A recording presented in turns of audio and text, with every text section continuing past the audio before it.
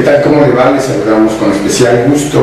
Gracias por seguirnos en la Agenda del Emprendedor, este espacio de reflexión donde se exponen las ideas por parte de los grandes especialistas.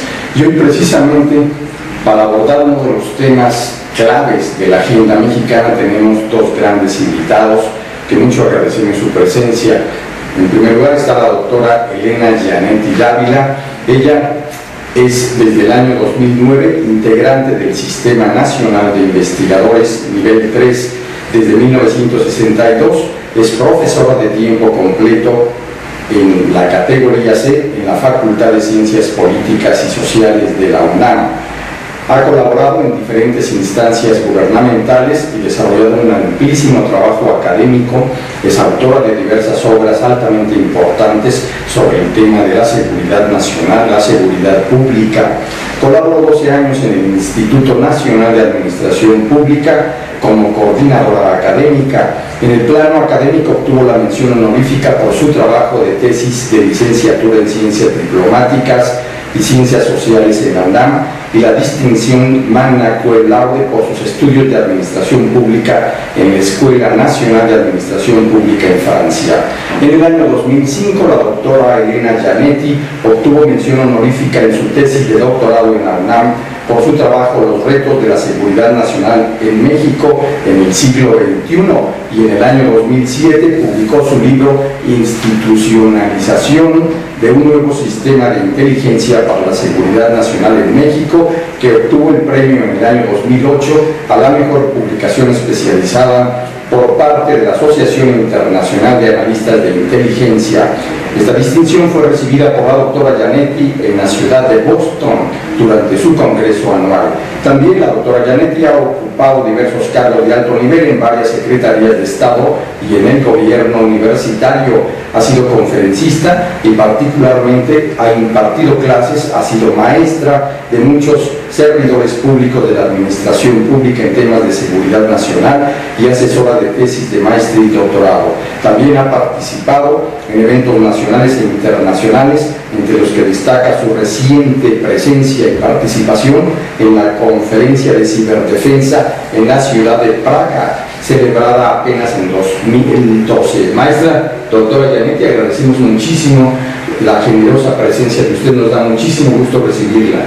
Muchísimas gracias, yo soy la que tengo que agradecer esta oportunidad extraordinaria para platicar con usted y con todas las personas que vean este programa, que creo que es de gran interés. Sin duda que lo es, y también agradecemos la presencia de un gran especialista, el maestro Jorge Adolfo Machorro Espinosa. Él es egresado de la generación 2000 del Diplomado de Seguridad Nacional y Estudios Estratégicos que imparte el Instituto Nacional de Administración Pública. Fue becado por el Servicio Fiscal de Carrera del SAT. Es especialista en seguridad física y protección civil, manejo de situaciones en eventos masivos, seguridad estratégica, manejo de información para toma de decisiones y planeación. El maestro Jorge Adolfo Machorro fue coordinador de proyectos especiales en la Universidad Nacional Autónoma de México, donde laboró en diversos cargos entre 1987 y 1999, destacando su labor en la reestructuración del sistema de seguridad universitaria. En el año 2004 coordinó el Diplomado de Seguridad Internacional impartido en el INAH, que fue dirigido a mandos superiores de la Policía Federal y que incluyó temas de inteligencia, seguridad nacional y relaciones internacionales en el personal docente, que estuvo integrado por especialistas de diversas instancias superiores de investigación, como la propia UNAM, el Instituto Matías Romero, el Colegio de México, la Universidad Iberoamericana, el CIDE, la ANUIES, entre otras instituciones. También el maestro Machorro fue director de seguridad en la Secretaría de Comunicaciones y Transporte, donde colaboró en el esquema de protección de delegados de la Unión Internacional de Telecomunicaciones, que se desarrolló en la ciudad de Guadalajara en octubre del 2010. Muchas gracias por tu presencia, maestro Adolfo Machorro. Muchísimas gracias, Raúl, y aprovecho para saludar al teleauditorio. Muchas gracias, nos da muchísimo gusto estar en esta agenda del emprendedor, donde los temas claves de la agenda mexicana serán abordados por nuestros especialistas, y justamente dos de los grandes temas con los que vamos a arrancar tienen que ver con el asunto de ciberterrorismo. Pero antes de entrar en el tema, doctora, quisiéramos que nos diga qué importancia ha cobrado en los últimos tiempos en la realidad mexicana los temas de la seguridad nacional. Correcto. Quisiera una pequeña aclaración. Sí, claro. El magna cum laude fue otorgado por la UNAM, no por la ENA de París. Excelente. Ahí hice una especialización. Importante aclaración. Nada más. Sí, me plantea usted la importancia de la seguridad nacional en los tiempos que México vive hoy. Bueno, pues desde luego es uno de los temas más importantes que hay en la agenda de gobierno permanente, no solo de este país, sino de todos los países. Yo ahí tengo una pequeña discrepancia, se llama todo seguridad nacional. Sí. Y yo considero que la seguridad nacional es cuando dependemos de terceros, en todos los terrenos, en el alimentario, en el cultural, en lo ecológico, etc.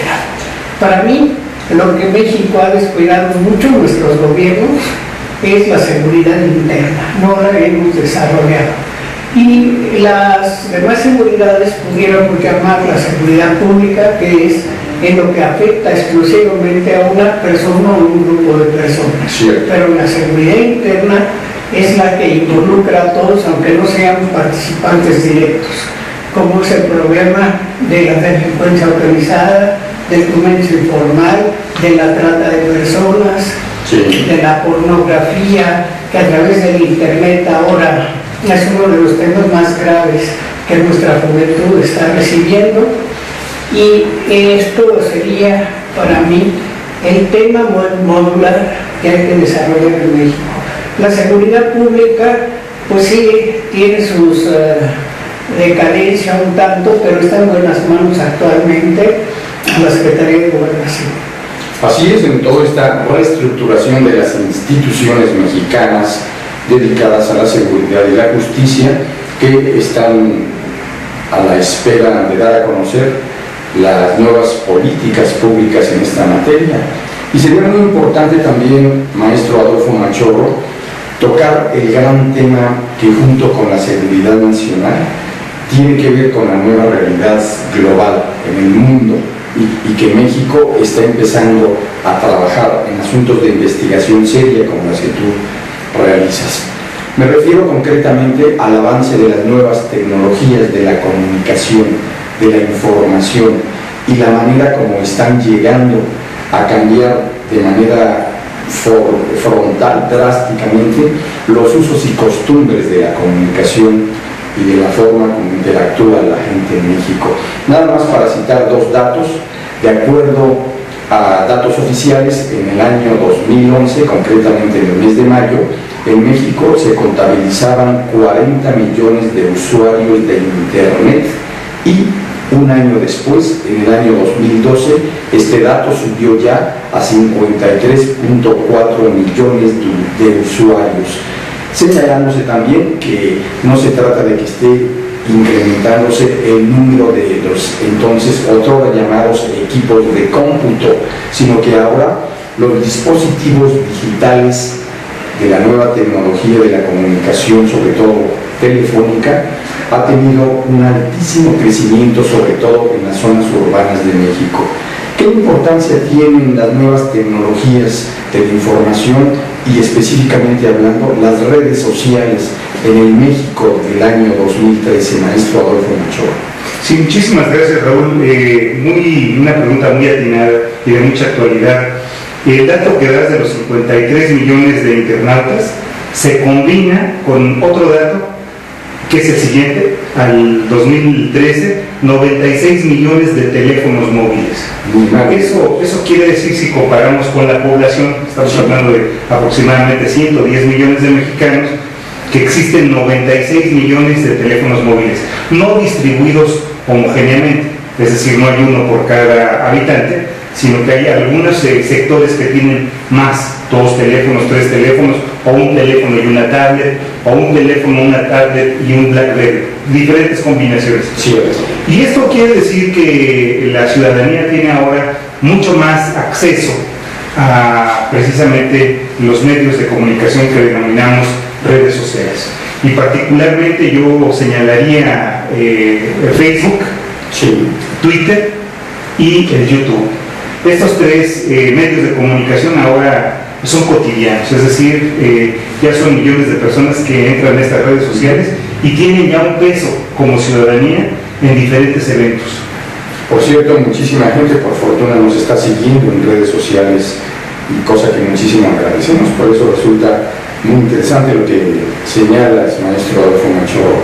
Maestra, los medios cibernéticos son muy importantes, pero también se han convertido en un espacio desde donde se pueden generar nuevas amenazas, nuevos desafíos que una estudiosa y especialista como usted sin duda podría aportarnos su opinión. Por supuesto, no estoy satanizando, al contrario, reconociendo la trascendencia de estos grandes avances tecnológicos. ¿Qué nos dice sobre esto, maestro? Mire, yo también quisiera añadir algo a lo Sí. que nuestro Machorro acaba de decir. Claro que sí. La realidad es que vivimos en dos Méxicos diferentes, es de la gente que puede tener toda la Claro. información y aquellas personas que por su situación geográfica, sobre todo por su vida rural, no tenían las mismas facilidades que hemos tenido los que estamos en las urbes.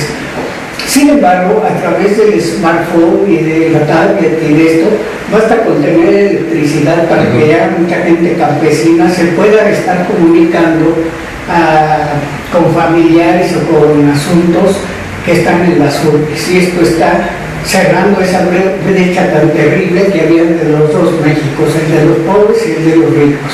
O sea que aquí asistimos en los últimos años a una verdadera revolución de las comunicaciones. Yo tengo en mi casa una persona que me ayuda en el servicio, que se comunica permanentemente a su pueblo con sus padres que están enfermos y que son ancianos, con lo que no podía hacer antes, porque Sí. el teléfono fijo no llegó hasta esos lugares. Ellos tienen electricidad y por lo tanto hoy sí tienen un celular y a través de este aparatito están informados, están cercanos, se está cerrando esa brecha. Creo que es bueno Es muy señalarlo. importante señalarlo, ¿cierto? ¿No? Por el otro lado, usted sabe que los medios de internet, los medios inalámbricos, todo lo que es el espacio cibernético, tiene como usuarios los que llamaríamos internautas. Sí. ¿No? El internauta es a la vez productor y consumidor. Así es. Produce y consume. Cierto. ¿No? Y esto sobre todo es en la gente joven que está siendo manejada.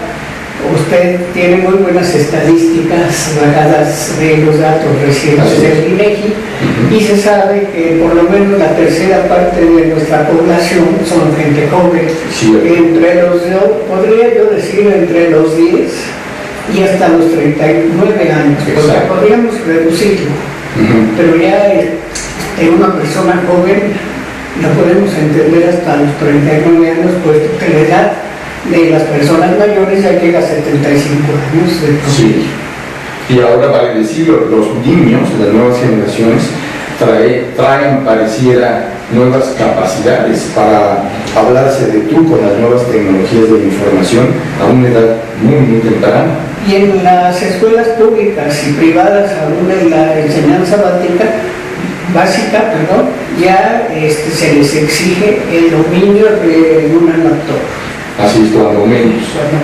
Pues es interesantísimo y justamente relacionar el tema de las nuevas tecnologías y los avances científicos de la comunicación con los espacios de la agenda de seguridad nacional es un tema sin duda de atención especial. Y por eso la pregunta que surge es, ¿qué nuevas herramientas o plataformas tecnológicas están teniendo las instancias de autoridad en México para combatir las diversas expresiones delictivas en el país, Adolfo Machorro? Sí, mira, Raúl, yo diría que son dos básicamente. Una que denominamos ciberseguridad, y es básicamente lo que tiene que ver con personas que realizan delitos a través del Internet. Y el otro tema de alta relevancia es la ciberdefensa, es decir, cómo las diferentes instancias militares y navales están incidiendo también por conflictos internacionales que están ocurriendo en este momento. Entonces diríamos que son dos grandes niveles que tienen que ver con esto. En el primer tema, en la parte de la ciberseguridad, se han hecho grandes esfuerzos en México, uno a través de la Secretaría de Gobernación, a través de la Policía Federal, que tiene la Policía Cibernética, sí, y recientemente, en días pasados, la inauguración de la Policía Cibernética del Distrito Federal, que también con entrenamiento internacional tiene ya un centro de seguimiento. De tal manera que estos delitos se están revisando constantemente, se están revisando las páginas a través de un elemento técnico que se llama la IP, es decir, el protocolo de Internet. Ese es un número y ese número se puede identificar para saber exactamente quién está haciendo mal uso de la red, por ejemplo, para realizar una extorsión o tratar de criticar a alguien en el nivel de sus consideraciones personales, es decir, de su reputación. Este es un tema muy importante que surgió recientemente en el proceso electoral del 2012, donde hubo muchísima intervención de la ciudadanía a través de los blogs y a través de Twitter y Facebook, en el que se emitieron comentarios de un partido hacia otro y viceversa, creando un ataque permanente durante este periodo, que tuvo mucha relevancia durante este proceso del 2012. Afortunadamente las cosas salieron bien. Y en el tema de la ciberdefensa estamos hablando ya de situaciones muy complicadas, de elementos cibernéticos de un país contra otro. En este momento, entre las dos Coreas, por ejemplo, hay una guerra cibernética, independientemente de todo lo que hemos estado observando en los medios, a través de las redes hay ya en este momento un conflicto. Y también se identificó en el caso de otros países, incluido México, es decir, también México ha sido atacado a través de los portales de algunas de las principales instancias de gobierno. Es muy interesante lo que aquí se está planteando, porque como recordarán que nos están siguiendo, los avances tecnológicos también tienen mucho que ver para marcar las guerras históricas que ha habido, sobre todo en el siglo XX. Recordemos cómo la Primera Guerra Mundial fue fundamentalmente cubierta por medios impresos y la radio, pero después, habría que decirlo, sería hasta la Segunda Guerra Mundial, que se da en el contexto del nacimiento de la televisión, el auge de la televisión, que se convierte en el medio que le va a dar cobertura fundamentalmente. Y nos brincaríamos hasta la llamada Guerra del Golfo, donde fue sobre todo cubierta por las nuevas tecnologías que entonces estaban surgiendo. Doctora Giannetti, le quiero preguntar sobre los llamados ciberdelitos. ¿De qué estamos hablando? ¿Cuáles son estos y qué impacto tienen en la agenda de seguridad de nuestro país? Lo más grave es la incidencia de todos estos medios cibernéticos. Va quitando identidades y desde luego se pierde la privacidad. Hay un sistema RIOT, que es un programa de los Estados Unidos que prácticamente es un sistema de espionaje, que puede llevar la contabilidad de cuántas veces ha usted salido de su casa a tal hora, cuál es su automóvil preferido, si toma automóvil o si toma un autobús. Tienen un seguimiento personalizado que en un momento dado pueden predecir inclusive qué va a hacer usted al día siguiente, que va a salir a la misma hora, o que ese día los martes no sale a esa misma hora porque va, por ejemplo, a algún centro de estudios o a dar conferencias aquí. Entonces, si bien todos los sistemas de Internet, todo lo que es inalámbrico, todo lo que es el mundo cibernético, tiene muchísimas cosas positivas para el ser humano, para los gobiernos, para la humanidad en su conjunto, también hay grandes peligros, sobre todo esa pérdida de privacidad. Y para lo cual ni el gobierno mexicano ha estado preparado, lo podemos decir, ni las familias. Los niños van viendo cosas a través de el Internet en que reciben propuestas pornográficas, y los padres ni siquiera se dan cuenta porque no lo saben manejar. Entonces hay una brecha cultural que se tiene que cerrar. Esa es una de las grandes tareas que están pendientes en nuestro gobierno. Muy importante. Y aquí qué bueno que tengo manera de aclarar. El punto es de que el cinematógrafo, surgido en 1894 en Francia, fue una de las grandes, diría, propuestas de avance tecnológico de aquellos tiempos y fue uno de los dos grandes instrumentos para la cobertura de la Primera Guerra Mundial. La prensa, los medios impresos, también le darían cobertura importante y la radio lo haría más adelante, sobre todo en la Segunda Guerra Mundial. Maestro Adolfo Machorro, te pregunto cómo han afectado las redes sociales, las formas tradicionales de comunicación, no nada más entre los seres humanos, sino como también van desbancando, quiera sí o no, a las llamadas formas del periodismo tradicional, de la comunicación a través de la prensa, la radio, la televisión incluso. Sí, básicamente la aparición de los blogs, es decir, además de las páginas que tienen los principales diarios a disposición 24 horas, desde muy temprano, en la madrugada, a las 4:30, 5 de la mañana, ya se pueden ver las noticias a través de los portales de todos los medios de comunicación, pero adelante de ellos están los blogs. Es decir, estos blogs están siendo manejados a nivel internacional, de tal manera que uno puede leer lo que va a pasar el día siguiente. Si lee uno los blogs de España, por ejemplo, por la diferencia de horario, uno se puede dar cuenta de cuáles van a ser las noticias principales. Yo diría que los blogs son fundamentales para el nuevo medio de comunicación. Y también apareció una nueva forma de comunicación que se denomina en inglés WhatsApp, y que se está manejando mucho entre los jóvenes, sí, para mandar mensajes instantáneos. Estos mensajes instantáneos también están siendo utilizados por los periodistas, por los medios de comunicación, de tal forma que a nivel mundial se puede uno dar cuenta de lo que está sucediendo en otro lugar en forma inmediata. Yo diría entonces que básicamente son los blogs y WhatsApp y el resto de las redes sociales que combinadas en su conjunto generan un nuevo formato de medios de comunicación. Vamos rebasando la forma tradicional de lo que serían los journals, por ejemplo, de investigación, pasando por los periódicos y por las revistas impresas. Realmente ahorita el formato electrónico, como en este caso, en este programa, se irradia la señal a través del espectro radioeléctrico y tenemos una gran cantidad del auditorio que está pendiente de lo que está sucediendo en este momento, inclusive fuera de nuestras fronteras. Así es, los llamados medios digitales que vienen a desplazar los tradicionales estilos de cómo informarse. Por cierto, un dato que ya hemos referido aquí y que está debidamente sustentado, indica en esto de cómo se informan los mexicanos. Tenemos datos de que el 82% de los mexicanos todavía se informan por la televisión, el 10% por la radio y el resto empieza a hacerlo por las redes sociales o las nuevas tecnologías de la información. Doctora Giannetti, le quiero preguntar qué fue la agenda de temas más importantes que se tuvo en esta reunión de Praga sobre ciberterrorismo y cuál es la relación con nuestro país.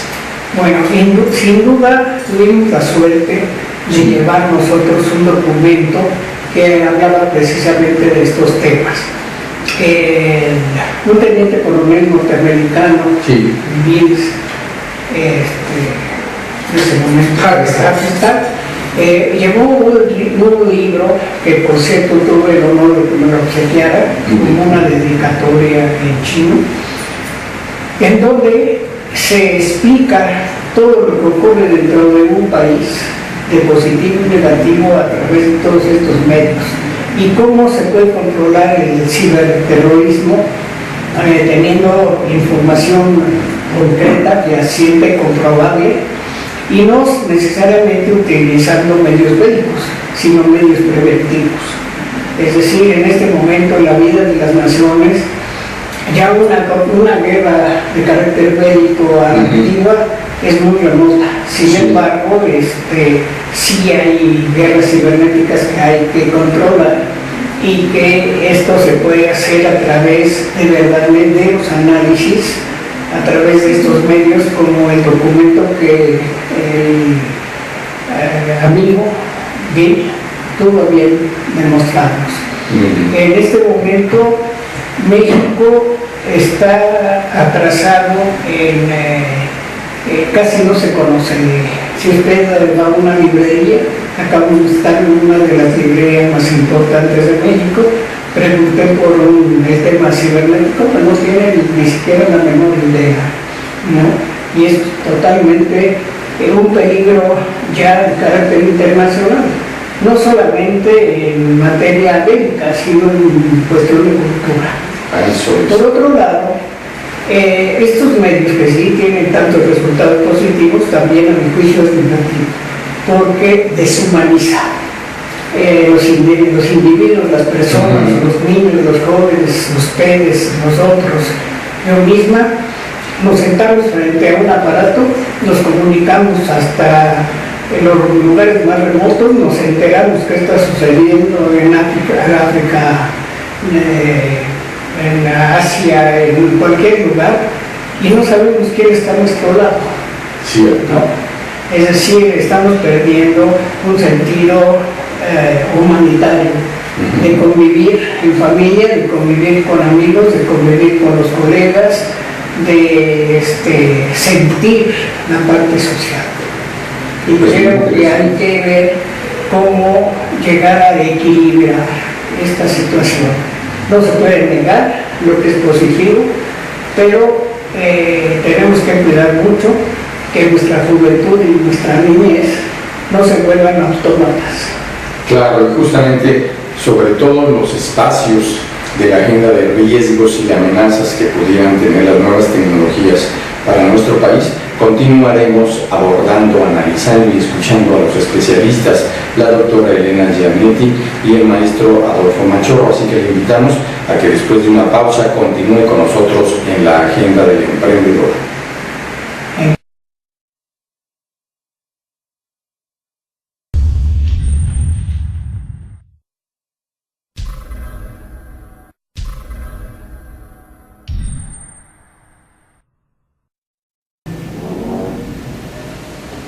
Le agradecemos continuar en esta agenda del emprendedor, donde dos especialistas hablan con usted, le aportan su conocimiento, su experiencia y su visión estratégica sobre el ciberterrorismo, las redes sociales y temas claves adicionales de la agenda del emprendedor y de la agenda misma nacional.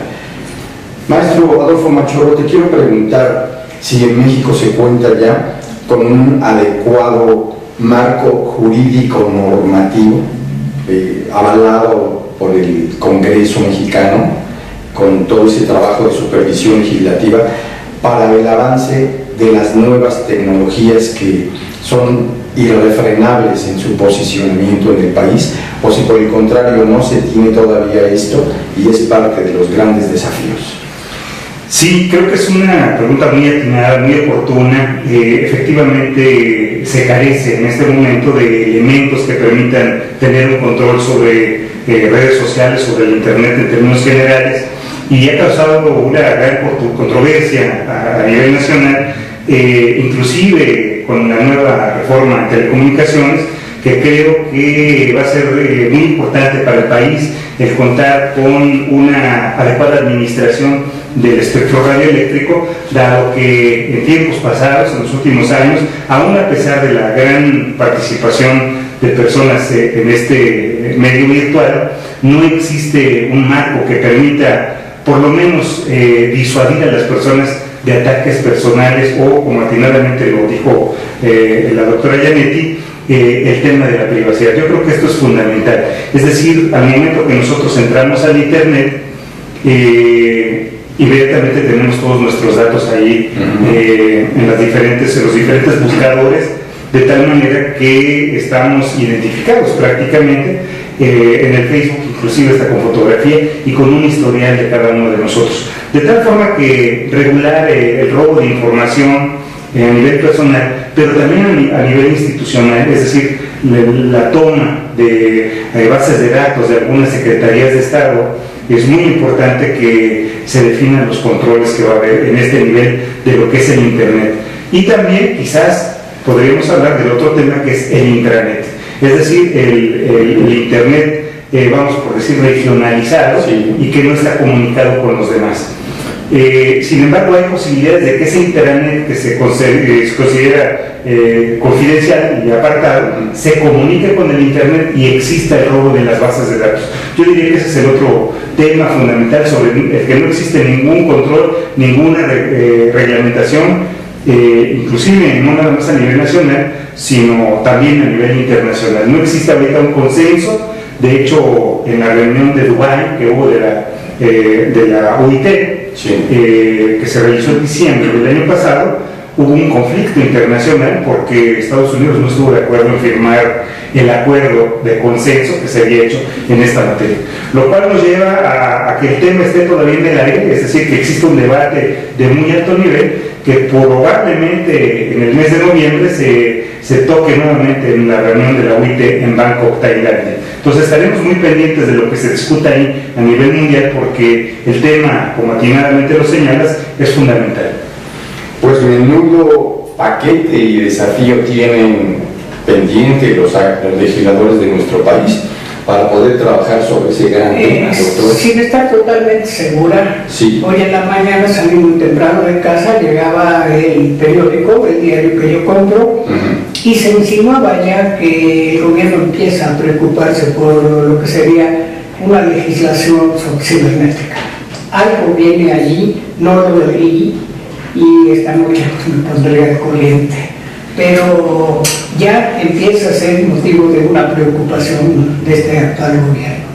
Y sin duda, los tomadores de decisiones en las instancias de gobierno, en los ámbitos legislativos, en las cúpulas de los partidos, tendrían y tendrán que recurrir a los expertos que son ustedes para poder armar una agenda estratégica que permitiera avanzar en este campo y cubrir estas deficiencias, estos huecos que nuestro país tiene como parte de un fenómeno internacional. ¿Se tiene planteado por parte de ustedes impulsar algún evento sobre estas nuevas grandes tecnologías y la ciberseguridad en el corto plazo? Sería parte del compromiso que verbalmente hicimos en Praga con los colegas que asistieron, de invitarlo, pero también promover algún grupo.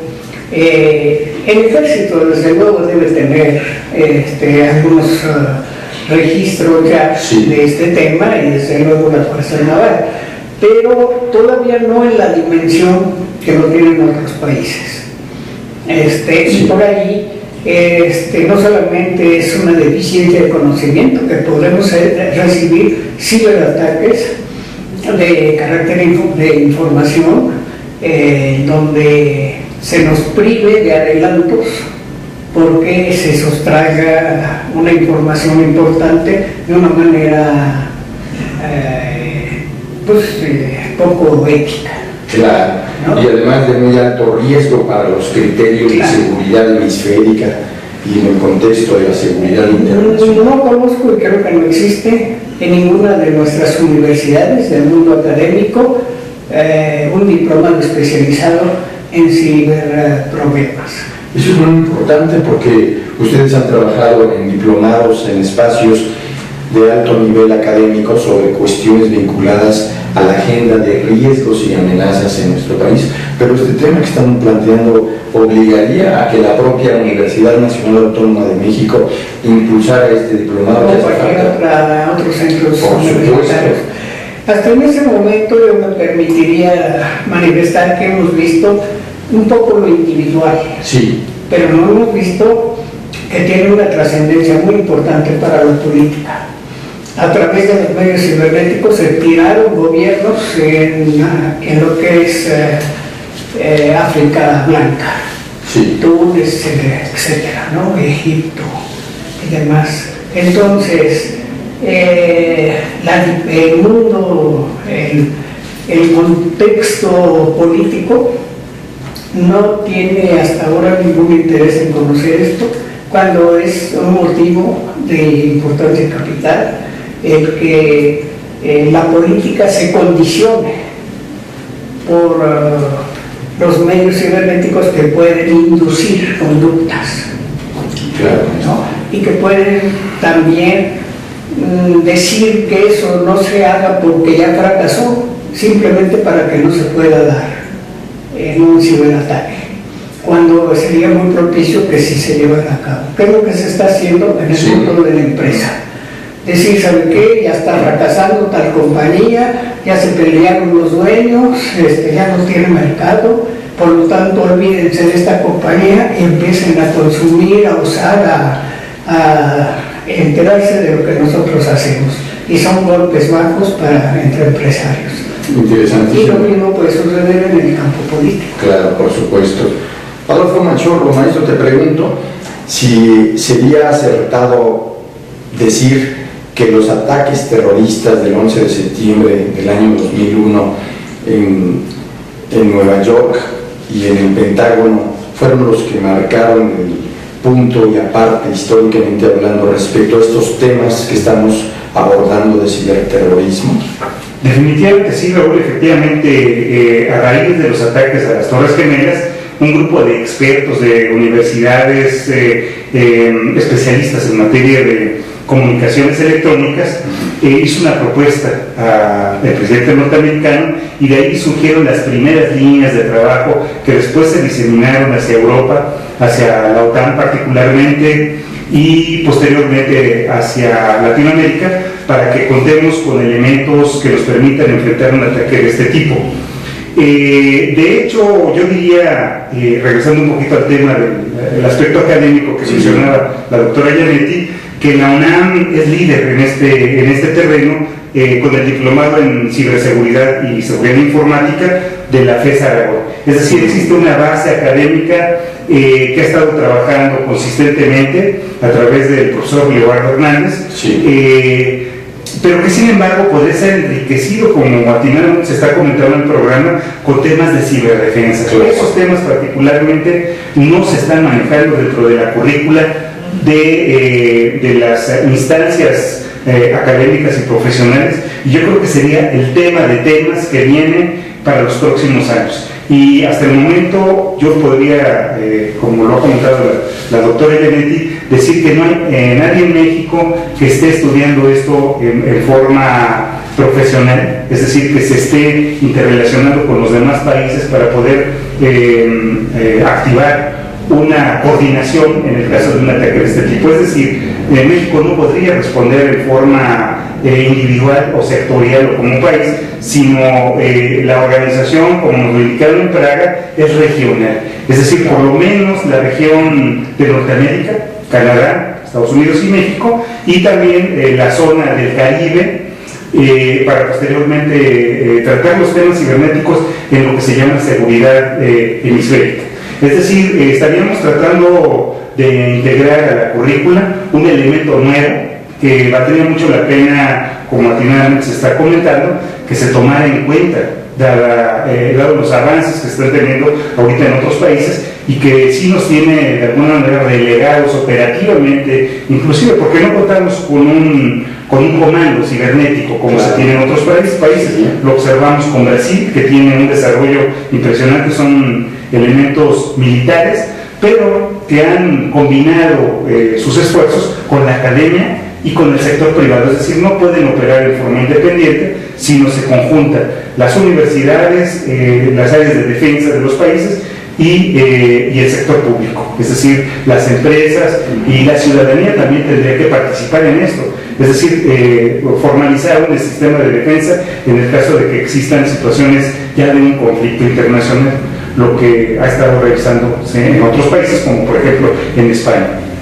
Muy interesante, y apenas hace 19 años, en 1994, arrancó el primer diplomado de seguridad pública en la historia de nuestro país.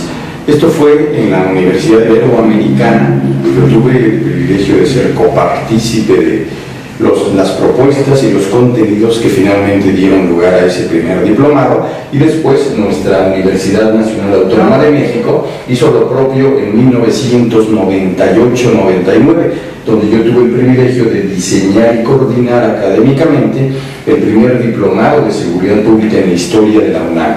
Así que es muy importante el de que el vertiginoso tránsito que tecnológica y científicamente hemos vivido en las 2 décadas últimas, haya capacidad de rescatar a personas claves como ustedes para responder a los nuevos grandes desafíos del país, doctora? Pues más que mi propia capacidad, sería una invitación para que muchos estudiosos se lanzaran en este camino como una de las prioridades que tenemos necesidad de desarrollar de forma vertiginosa. No hemos tratado el problema de los hackers. Claro, por supuesto. Este es otro de los temas. Curiosamente, una chica que no es de la universidad, que me visitó en una ocasión en mi domicilio, me decía que acudía a una academia en el Estado de México en donde estaban preparando hackers. Esto tiene sus riesgos, porque ella me dijo que la querían contratar en una oficina de gobierno y se había negado porque la contrataban para crear un espionaje dentro de la propia secretaría que la contrataba. Su padre y su madre la han preparado éticamente y se negó a hacerlo y no tuvo este empleo. Pero quiere decir que ese es otro de los temas, el que nos cuidemos de un hacker poco ético. Sí, tiene toda la razón, porque además es un tema que muy pocas gentes pueden creer que generara tantísimos problemas, pero sin duda tiene que ver con la pregunta que en este tema para nosotros es clave: ¿cuál es el futuro de las redes sociales y de los avances tecnológicos que vemos en nuestro país? Pero también, ¿cuál debería ser el futuro de México como nación para no ser víctima, sino, al contrario, capitalizar favorablemente todos estos grandes avances? Pues yo diría, podría ser inclusive un pronóstico en este momento. Es un pronóstico que está basado en las estadísticas. Es decir, si estamos hablando de que existían 40 millones de internautas y ahorita hay aproximadamente 45 o 50, podríamos hacer la estimación de que en el país en los próximos años llegaremos a 60 millones de internautas. Esa sería la primera predicción. La segunda, tomando en cuenta que tenemos 96 millones de teléfonos móviles, yo podría hacer la predicción de que rebasaremos los 100 millones de teléfonos móviles en los próximos años. Y la tercera predicción, basada obviamente en los niveles estadísticos que se manejan en el INEGI, es que un mayor número de gentes estará fundamentando sus comunicaciones a través de las nuevas tecnologías, y podría yo decir que ese mayor número particularmente serán jóvenes, como lo señaló la doctora Gianetti, es decir, que estarán en ese rango de edades entre los 10 y los 39 años, que se va a incrementar en forma explosiva su participación en los medios virtuales. Pues sin duda es sumamente interesante, y quiero, doctora, aprovechar su enorme experiencia, su capacidad reconocida dentro y fuera de México, para abordar un tema que tampoco suele tocarse en nuestro país y que tiene que ver con la enorme capacidad probada, la experiencia acumulada, el talento vigente, la visión de personas que en la senectud tienen la posibilidad de seguir aportando como lo hace usted. De acuerdo a datos del Censo Nacional de Población en México, se menciona que en el año 2010 México tenía 112.336.538 habitantes, pero también, de acuerdo a las predicciones, o a los datos primero y después a las predicciones, en el 2010 la población de más de 60 años de edad de nuestro país superaba los 10 millones de personas, representando el 6.3% de la población total de mexicanos. Y, de acuerdo a los estudiosos, se prevé que para el año 2030 subirá de manera muy importante el número de mexicanos de la tercera edad, que se va a triplicar respecto al año 2010 y sumarán más de 18 millones de personas. ¿Qué hacer para que las universidades, para que las instituciones en México, los políticos y los gobernantes, por supuesto también los legisladores, atiendan nuevas propuestas con políticas públicas para atender o para, en su caso, capitalizar ese enorme espacio de experiencia que portan personajes como usted, doctora? Bueno, el problema es que en la actualidad se pide los empleos que si no se tienen 35 años ya no pueden ingresar a un empleo, ¿no? Así es. Las personas mayores que tienen una experiencia ya tanto técnica como intelectual podrían aportarle al país una riqueza inigualable. Esta es una tendencia extranjera que impacta en México, que es una gran tontería.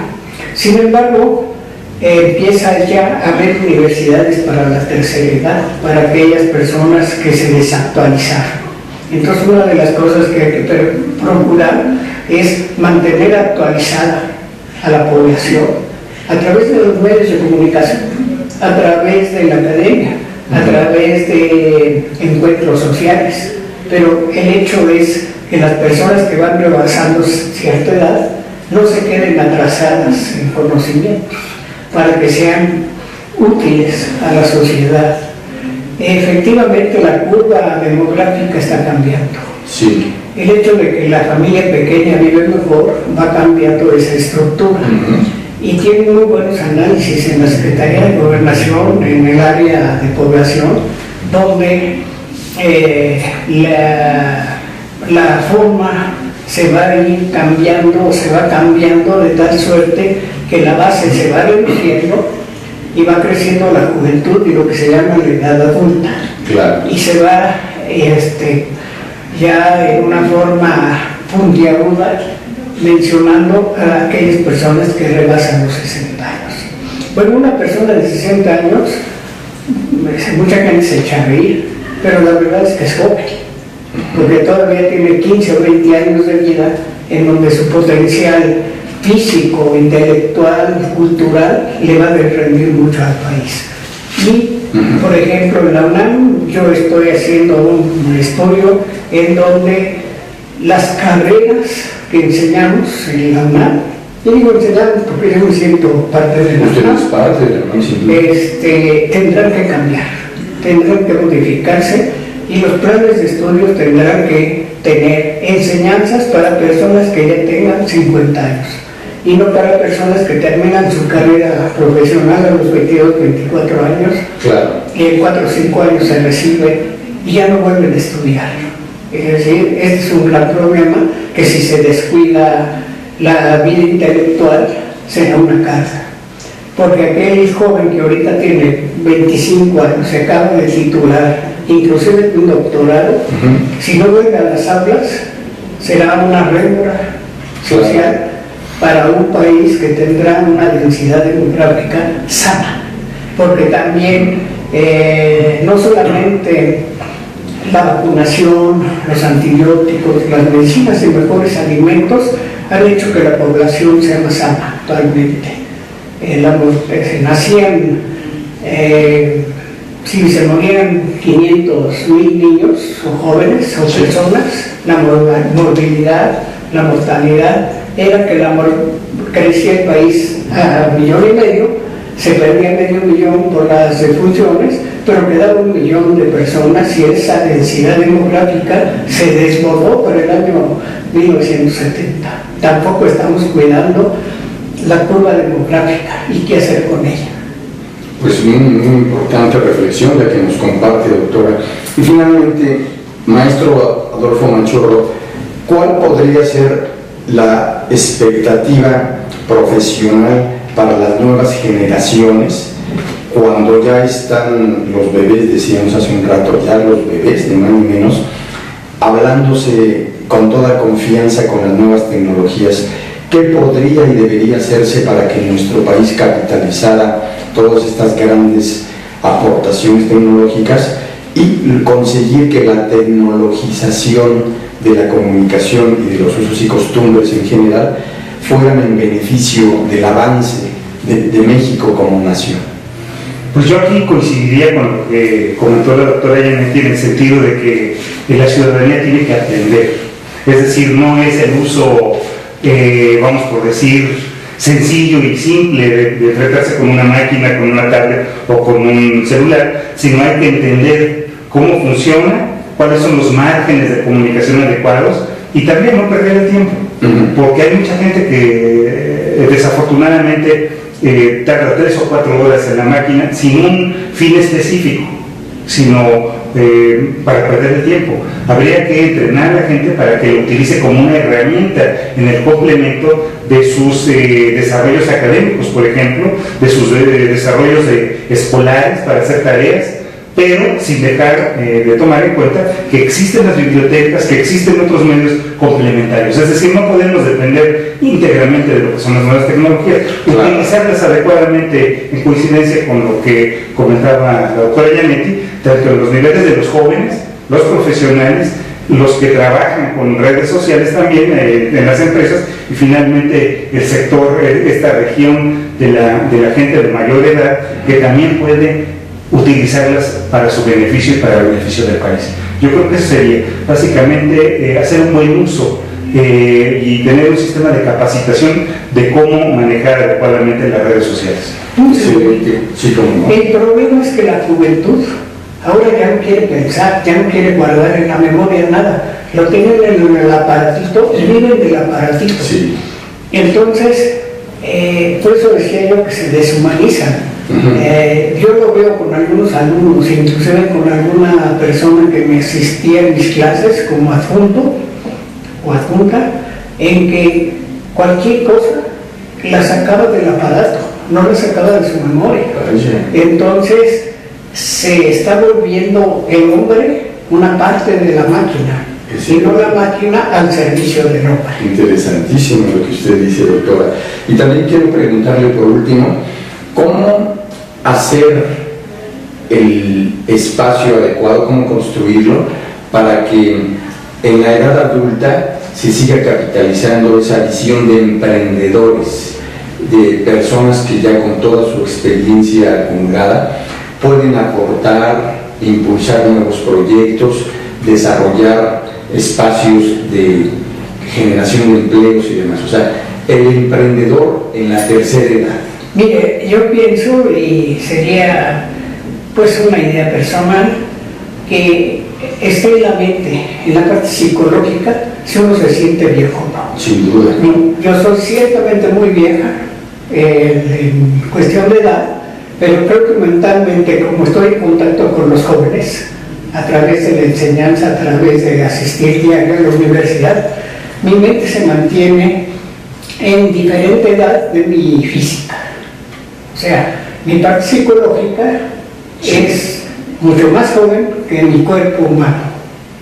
Pero además vale decirlo, tenemos el privilegio de conocerla. Echándole flores. No, pero es que no necesita echárselas a usted, quienes la conocemos y de qué manera la Yo creo que lo que tenemos que cuidar también en nuestro país es el desarrollo psicológico. La gente no debe sentirse vieja, debe sentirse útil, debe sentirse emprendedora y hacer las cosas y lanzarse a ellas. Muy importante. Dicen que andando se demuestra el movimiento. Excelente frase, sin duda. Pues doctora Elena Gianetti Dávila, muchísimas gracias. Es usted admirable, se lo he dicho varias veces y muchas gracias, porque es muy generoso. No, al contrario. ¿De qué manera aprendemos de usted? Y hay que decirlo, muchos de los actuales tomadores de decisiones en las altas esferas de poder público en México han sido alumnos de la maestra, de la doctora Gianetti. Muchas gracias. Ha sido un honor. Gracias. Y también muchísimas gracias, maestro Adolfo Machorro. Es un privilegio volver a escucharte y a reflexionar conjuntamente de lo mucho que nos aportas. Muchísimas gracias por tus órdenes, como siempre. Muchas gracias, sobre todo a usted, que nos sigue en la agenda del emprendedor. Y por supuesto también damos nuestro agradecimiento a nuestro equipo de producción y apoyo, formado por Mariel Sousa, Miguel Oaiza, Fernando Mata y Alejandra Villarroel. Y le invitamos a que continúe en astele.tv en el programa Desde los Libros con Maru Rodríguez. Gracias.